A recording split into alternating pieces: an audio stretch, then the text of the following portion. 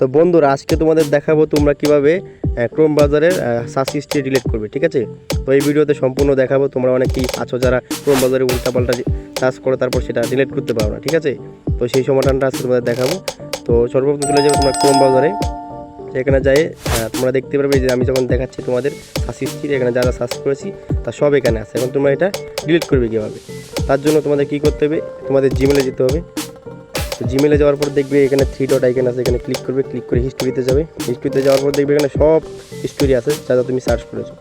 তো এভাবে তুমি কাটতে পারবে একটা একটা করে। এভাবে তোমাদের জাস্ট এখন যা সার্চ করেছো সেটা কাটতে পারবে, আগেরগুলো কাটতে পারবে না। এই জন্য তুমি তোমার লাইফ টাইমে যা আছে সবগুলো কাটার জন্য তোমাকে ডিলিট ব্রাউজিং ডাটাতে ক্লিক করতে হবে। এখানে গিয়ে তুমি দেখবা যে তোমার এল আইটেম কাটতে পারবে, তারপরে 1 ঘন্টার আগে যারা যেটা সার্চ করেছো সেটা কাটতে পারবে, 15 মিনিট আগে যেটা সার্চ করেছো সেটা কাটতে পারবে। তো আমি তোমাদের 15 মিনিট আগে যেটা সার্চ করেছি সেটা কেটে দেখাচ্ছি, ঠিক আছে। তো এইভাবে কিন্তু তোমরা তোমাদের গুগলের সার্চ হিস্ট্রি যা আছে সবগুলো একবারে রিমুভ করতে পারবে, কেউ দেখতেও পারবে, ঠিক আছে।